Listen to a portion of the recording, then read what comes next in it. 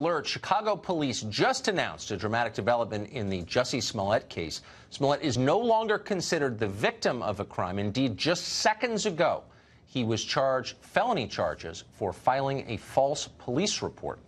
We're going to have all the developments in this fast-breaking story in just moments. Amazing, though, the difference between tonight and just a week ago. Conventional wisdom turned on its head, as so often happens. Good evening, by the way, and welcome to Tucker Carlson Tonight.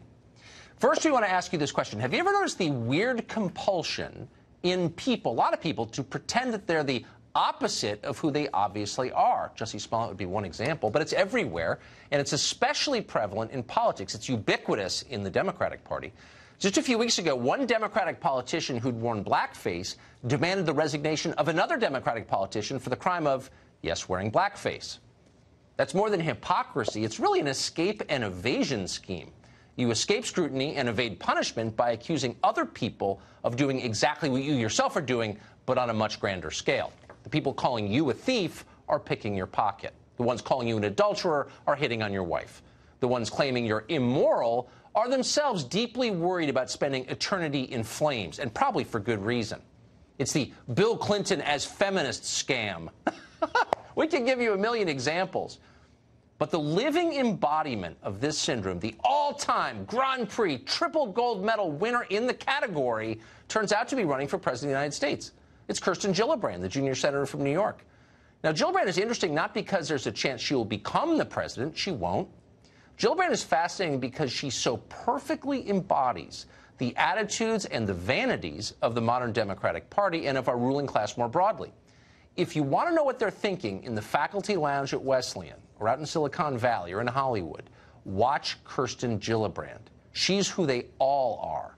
Like all of them, Gillibrand rarely utters a sentence anymore without some form of moral judgment. She appears to have retired from politics, actually. She's a preacher now.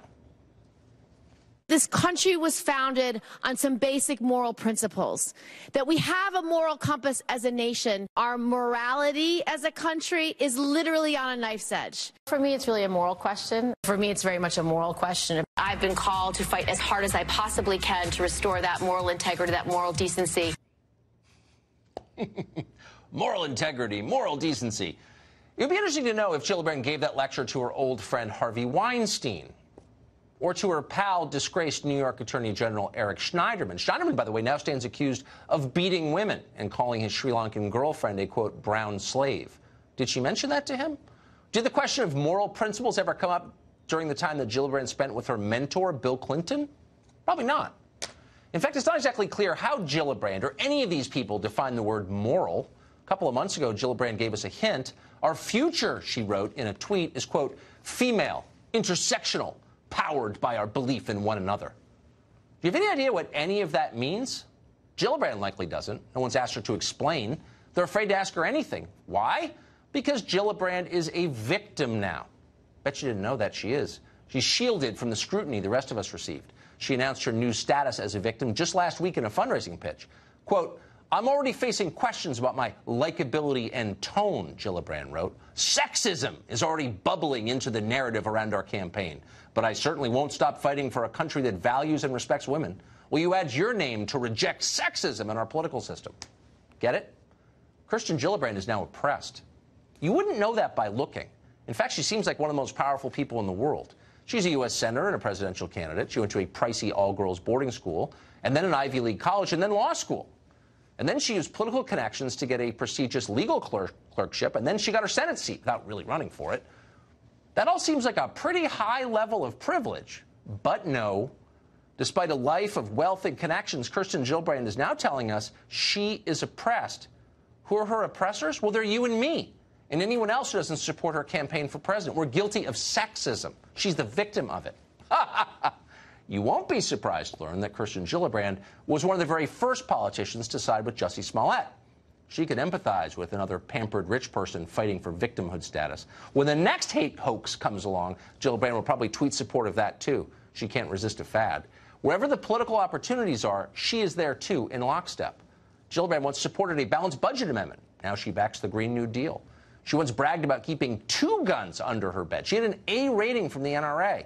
Now she wants to ban rifles. She says the NRA is not simply wrong, but evil. The NRA has a chokehold on Congress. The NRA is concerned only with gun sales. It is literally all about money. It is all about greed. It has nothing to do with the Second Amendment. It's the power of money. It's the power of communications. It's the fear they instill in members. And it's wrong. It's morally wrong. There it is again. It's morally wrong. The beauty of declaring something morally wrong rather than just misguided or ineffective is that you can't really argue with a moral absolute. You can only obey a moral absolute, and that's, of course, the point of laying it down. As a member of Congress not so long many years ago, Gillibrand said she believed in borders. She promised to crack down on sanctuary cities. She opposed awarding driver's licenses to illegal aliens. That was then. Now she wants to abolish ICE. I don't think ICE today is working as intended. Well, you think you should get rid of the agency? I believe that it has become a deportation force, and I think you should separate the criminal justice from the immigration issues, and I think you should reimagine ICE. And that's why I believe you should get rid of it, start over, reimagine it, and build something that actually works. You can see her trying to remember the talking points there. Don't get them confused. Reimagine ICE.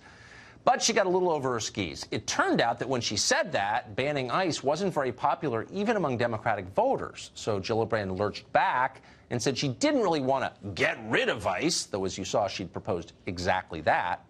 But now, just a few months later, she's lurching back again. Abolishing ICE?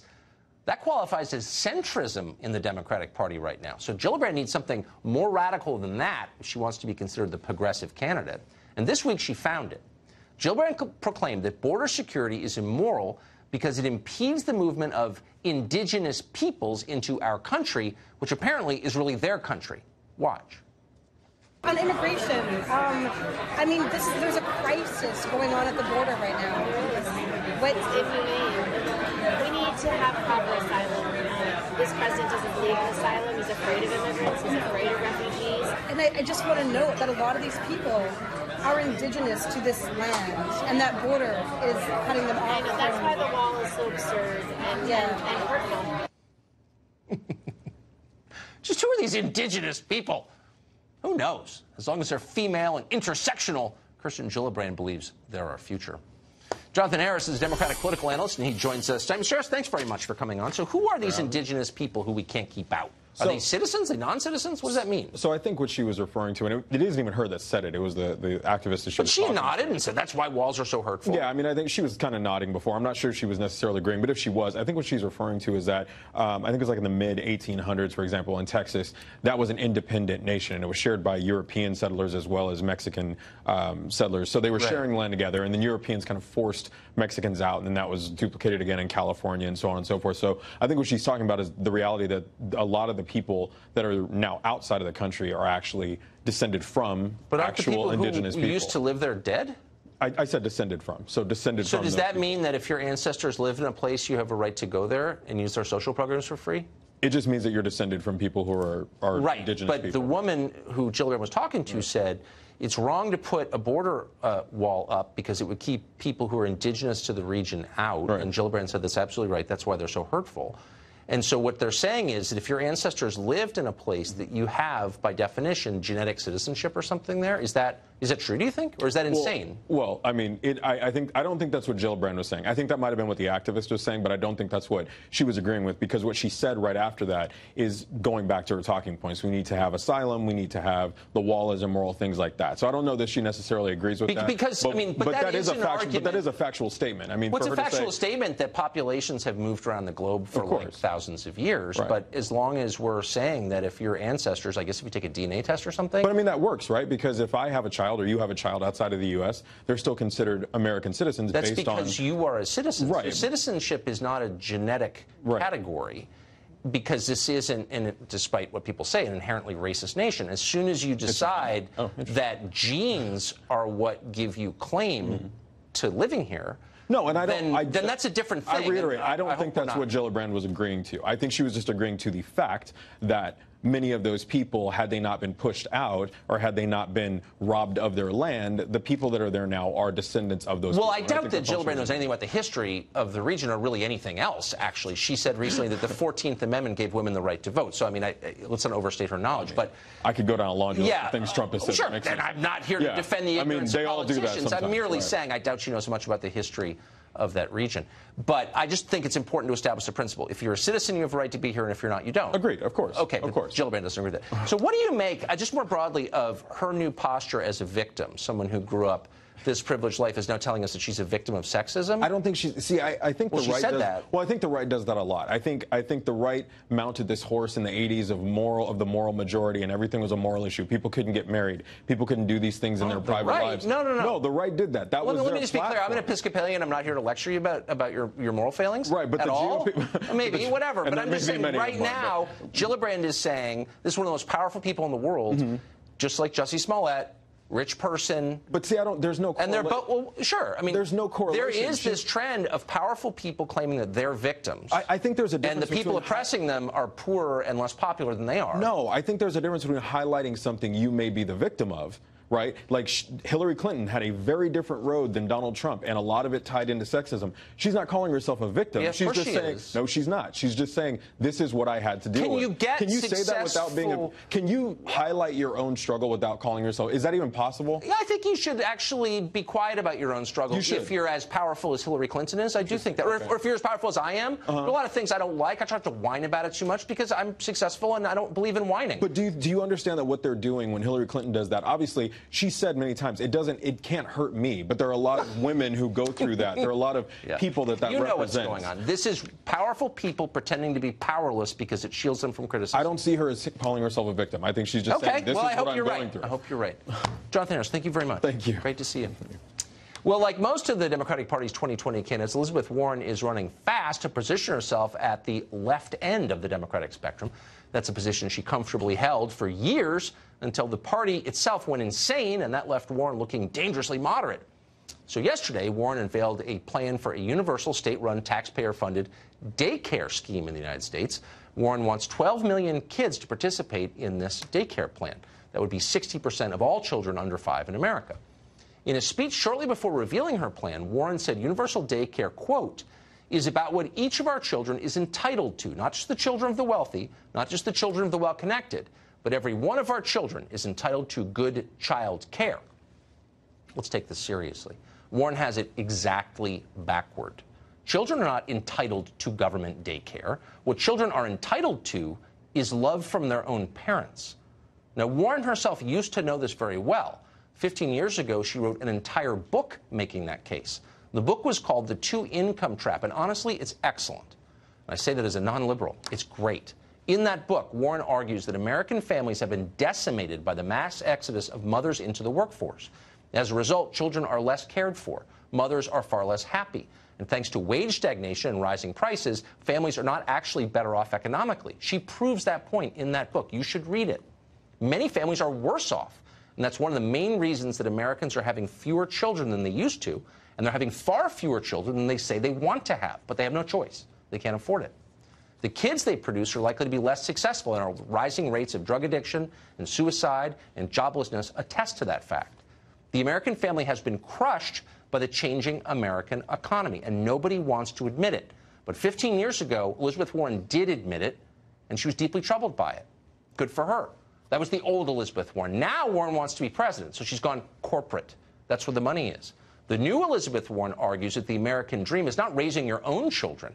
The American dream is outsourcing their upbringing to government caretakers while their parents scurry back to work as good little servants of globalized market capitalism. The need for more government daycare specialists will no doubt be used to justify more immigration. And so the cycle, as you can see, is complete. The Democratic Party started by outsourcing manufacturing, you remember that. Then they outsourced farm labor and yard work, and now they've decided to outsource parenting. Raising your own kids, Elizabeth Warren is telling us, is a job Americans just won't do. Breaking news tonight in the Jussie Smollett case. Seconds before the show began, Smollett was charged with a felony in Chicago. Matt Finn has the live update to what is happening in that story after the break.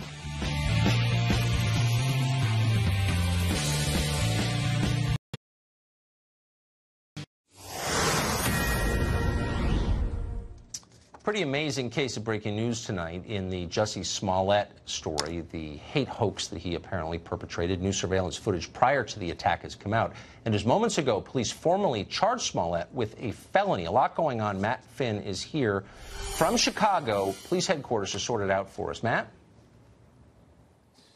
Tucker, Smollett formally charged with filing a false police report, which carries up to a 3-year sentence here in Illinois. Chicago police say their detectives today presented their evidence to a grand jury in the courthouse behind me. And also the Osundaro brothers' attorney says that the brothers testified before this grand jury for 2.5 hours today. The Osundaro brothers' attorney says the brothers do not have a plea deal or immunity. That's not why they're cooperating, according to the attorney. The attorney says you, quote, don't need a plea deal when you have the truth. The brother's attorney also says she does not know how Jussie Smollett is sleeping at night, and she is urging Jussie Smollett to cooperate with authorities. Also, the brother's attorney says her clients don't feel pressured or manipulated by this Hollywood actor, but would not expand on why they got involved in this alleged hoax. The brother's attorney also says she does not expect charges against her clients. She would also says that the brothers will reveal their truth eventually. We also obtained a new video showing the brothers apparently purchasing the black masks and red hats at a hardware store. The surveillance video shows them doing that.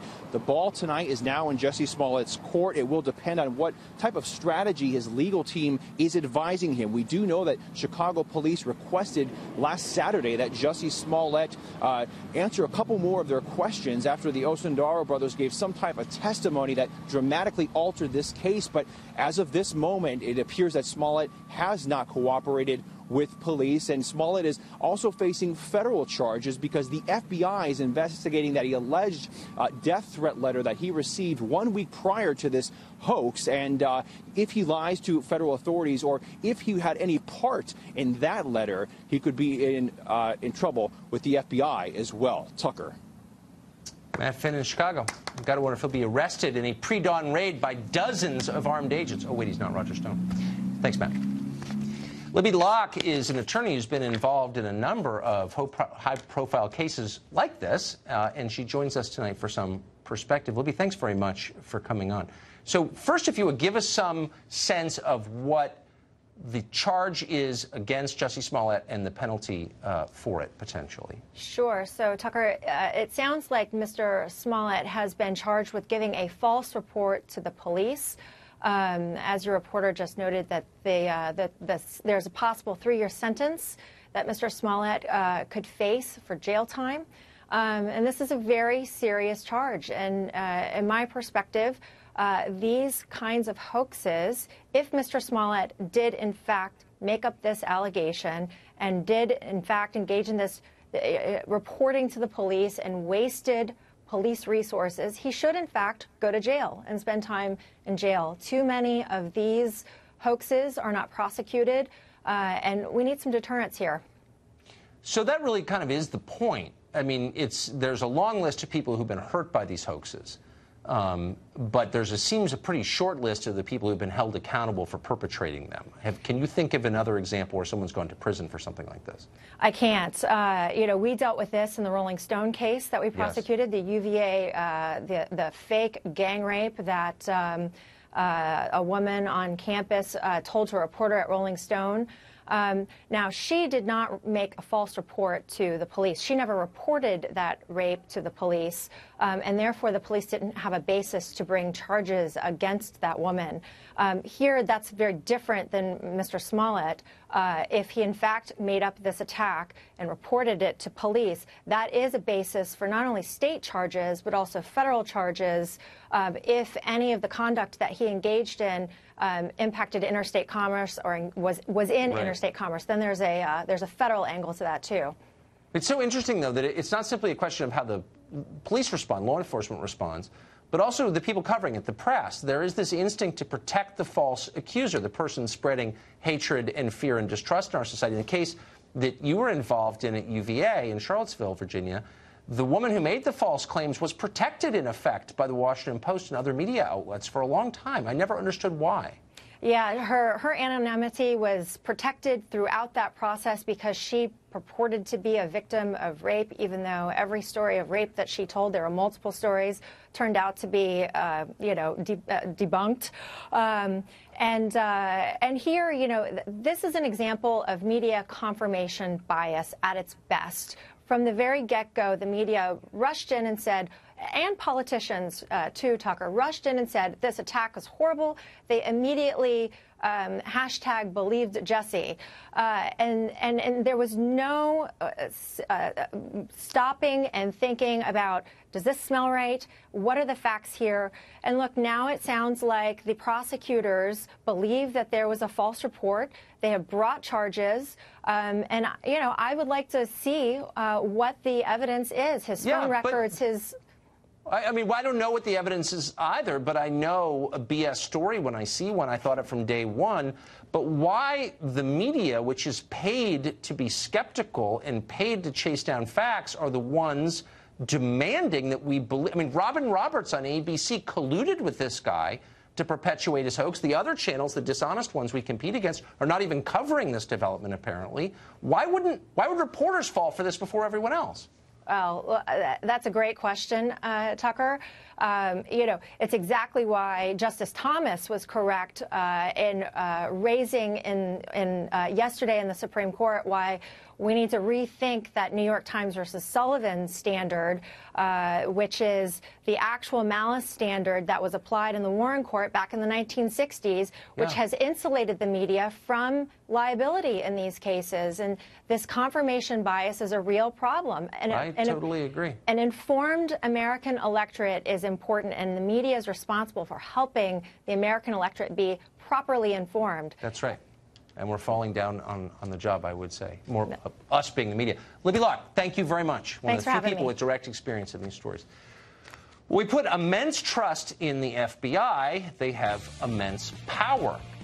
So what do we do when its top officials expose themselves as nuts, Russia conspiracy theorists? It's an important question, and we'll address it after the break.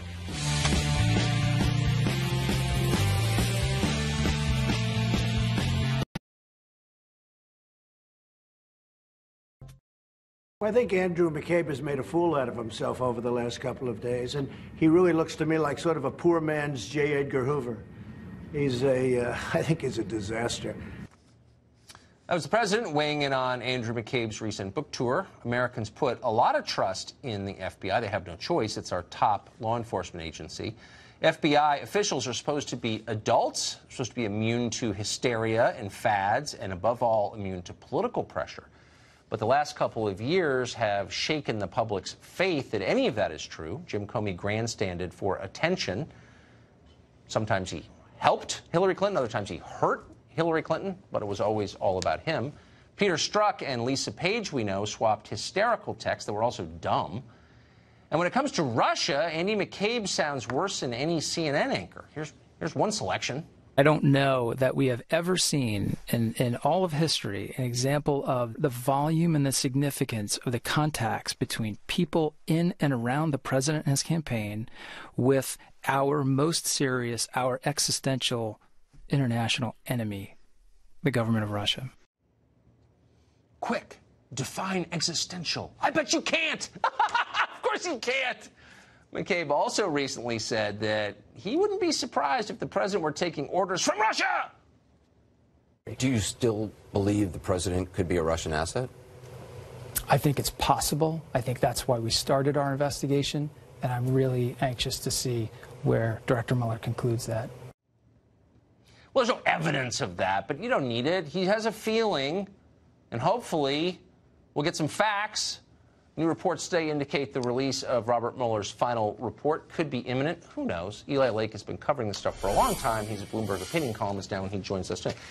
So, Eli, this, to me, speaking as a citizen, it's not really about Trump or the Democratic Congress. It's about whether you can trust your most powerful institution domestically, which is the FBI. And if the former deputy director is saying with a straight face, no, he could be a Russian agent, on the basis of really no evidence, that seems so reckless and scary to me. It's harder to justify that, especially 2 years into the administration. Yes.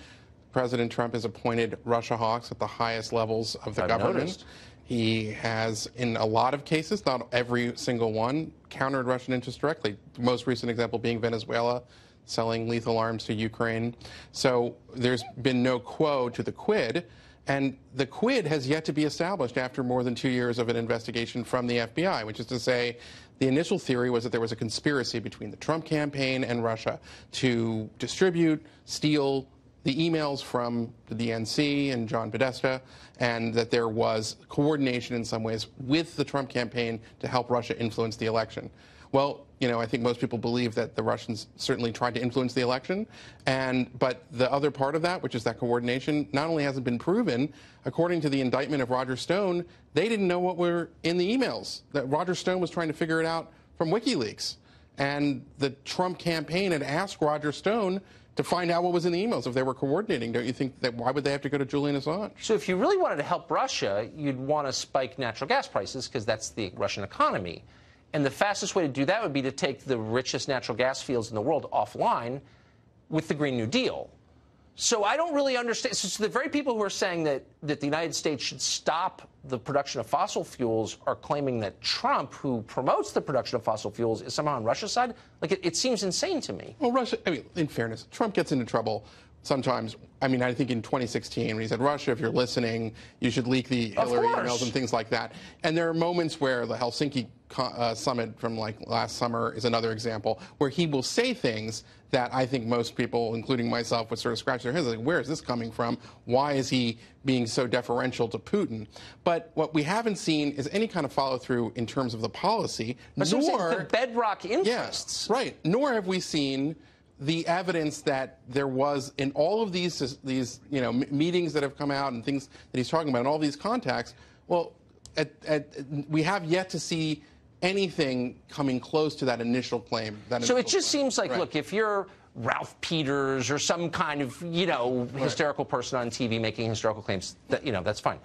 But if you're the deputy director of the FBI, or just have been, or the director of the FBI, and you command a massive domestic army that's heavily armed and can crush and kill people, then you have an obligation not to be reckless in the things you say in cable news, right?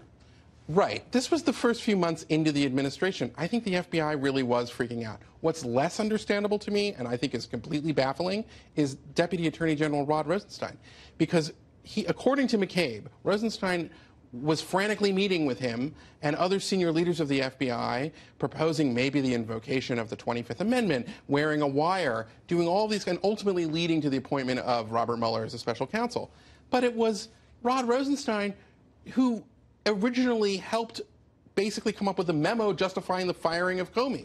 So how is he on both sides of that issue? No, and it's like, the argument that I get from reading between the lines, and I've read a bit of the book now from McCabe, is that there would be no investigation. They wouldn't have launched this investigation. We wouldn't have gotten Mueller if only Trump had stuck to the initial cover story that that obscured his real reasons for firing Comey. If only he said it was all about Hillary Clinton, then we wouldn't have, according to McCabe, and that doesn't make any sense. It doesn't make any sense, and I'm even more confused, but grateful that you tried to explain their reasoning. Ilya Lake, thank you very much. Thank you so much for having me.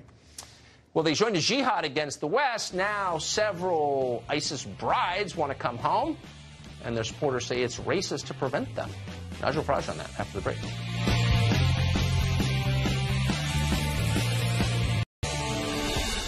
It's been almost 16 years since the United States invaded Iraq in order to overthrow the regime of Saddam Hussein, spring of 2003, you remember. In the end, more than 4,000 American troops died in that war. Tens of thousands more were maimed, and of course more than 100,000 Iraqi civilians died as well. The whole thing cost this country more than $1 trillion, and the ripple effects are still obvious. In fact, it's really hardly a stretch to say that without the Iraq invasion, there would be no Syrian civil war, no ISIS, no European migrant crisis. And for that matter, there might be no President Trump, who ran against that war. The Iraq War turned out to be our most momentous and costliest foreign policy action since Vietnam. And it might have been worth it if we got something out of it in the end. But did we? We didn't make the region safer. The weapons of mass destruction that justified the invasion never existed. And that's a fact worth remembering the next time the government and the New York Times align to assure you that something is absolutely true, for real. It may not be true. It often isn't true.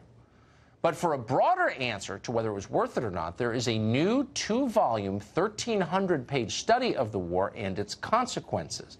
It was produced by the Army War College and was released last month to very little notice. The conclusions of the study are grim. Years of warfare in Iraq failed to create a thriving democracy there, or even really a stable government. Our much-vaunted coalition of allies didn't work very well, since most allies sent only token forces, too few to be useful. A handful of countries did all the real work. Keep that in mind when they tell you how critical NATO is. But the most damning part of the report is its conclusion that the Iraq War really only had one winner. The winner was not America, it wasn't Iraq. According to the report's authors, quote, an emboldened and expansionist Iran appears to be the only victor of the Iraq War. Oof.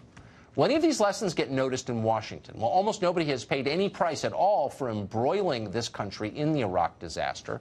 The biggest advocates of the war are still around, and amazingly, many are still influential. Bill Kristol, Max Boot, John Bolton. Many of these people want to repeat the Iraq War on a larger scale if they can, in Syria or Libya or Yemen or Venezuela or Iran itself. They've learned nothing, and they may get their chance to do it again. But before they do, they ought to write a book report on the Army War College report. ISIS has been all but destroyed in Syria, and now followers who gleefully abandoned the West and went over there to help are trying to slink back home. Hoda Muthana is one of them. She fled the U.S. to join the caliphate and marry an ISIS fighter. Now she says she deserves to return without any serious punishment. I don't know. I thought I was doing things correctly for the sake of God. And when I came here and I saw everything with my own eyes, I realized that I made a big mistake. And I know I ruined my future and my son's future, and I'm deeply, deeply regretting. Do you think you deserve a punishment for what you did? Maybe therapy lessons, maybe a process that will ensure us that we'll never do this again. Therapy, so she'll never join ISIS again. Okay. As in the case of many issues, the UK is dealing with the same problem, but it's even worse over there. Their former ISIS bride is not even sorry. Many are not sorry at all for what they did, but still want to come back and no doubt live off taxpayers they waged jihad against. Watch. I think a lot of people should have sympathy towards me for everything I've been through. You know, they don't really have proof that I did anything that is dangerous. They had beheaded people. There were executions. Yeah, I knew about those things, and I was okay with it. I did have a good time there. It's just at the end things got harder. Please don't give up on trying to get me back. I really don't want to stay here. Yeah, I was okay with the beheadings, but you should feel sorry for me. Now, so far, these people have been kept from returning to the UK, but at least one columnist has already called that racist. Nigel Farage once led the UK Independence Party, of course, and he joins us tonight. Nigel Farage, thanks very much for coming on. So how much would you have to hate your own country to publicly argue it is, quote, racist not to allow someone who approved of beheadings while living with an ISIS fighter back into your country? Yeah, I mean, this is the whole thing about international law. So if we were to say, as a country, to Shamima Begin, she can't come back to our country, we're taking your passport away, we would be making her stateless, and that is what our political class are scared of doing. But the fact is, she chose to leave us, she worked with a direct enemy of our country, of our values. As far as I'm concerned, she's not stateless, she's Islamic State. And I don't want her back in my country under any circumstances. And for those that say, look, she was only a 15-year-old kid, she made a mistake. Well, Christian forgiveness is based on people first repenting of their sins. And as you said, you know, her casual attitude towards beheads, you know, fighters who've been beheaded, and she found them in the bin and she was okay with it. No, you know, it's possible, always possible, to forgive people for sins, but they've got to recognise what they've done wrong first. I don't want her back, but I fear our country is much weaker than yours when it comes to defending our values, and I fear she is coming back. I mean, it seems, since you do live in a democracy, that there would be a market for some politician to stand up and say, you know, I'm not hating anybody else, but my first job is to protect our citizens. Why don't you have a national politician who will say that? Well, occasionally one does say that, and then they get abused, as you say, called racist, called extreme, all the things I've been called over these years. There is a consensus amongst British politicians that you don't tackle these issues. It's too awkward. And, of course, remember, we have a growing Muslim minority within the United Kingdom, and the fear is if we say these things, we'll alienate that community and they won't vote for us in the future. And cynically, Tucker, that, I think, is at the top of the list. I mean, it's hard. I mean, maybe the majority of British Muslims support ISIS. I would doubt it. They don't. I mean, I'm don't. sure there are a lot of reasonable people who, you know, see this kind of behavior as discrediting to them and wrong. I mean, I would certainly hope so, but also sort of like, who cares? Shouldn't somebody be brave enough to tell the truth that that's just wrong behavior? And this is a very important point. The vast majority of British Muslims, you know, are integrating into our way of life. They're appalled by what ISIS have done, by what this young woman has done, because it makes their lives in their communities more difficult and tougher for their kids to integrate. And the key here is we in the West must not launch a crusade against an entire religion. We must launch it against the extremes of that religion and get moderate Islam on our side in this great battle. But you don't do that by being weak. You do it by being strong. That's exactly right. Nigel Farage, thank you very much for that. Thank you. Well, CNN is under fire from outside and from within for hiring a former Trump administration staffer. Is this the first political person hired by a news network? We'll investigate after the break. Plus,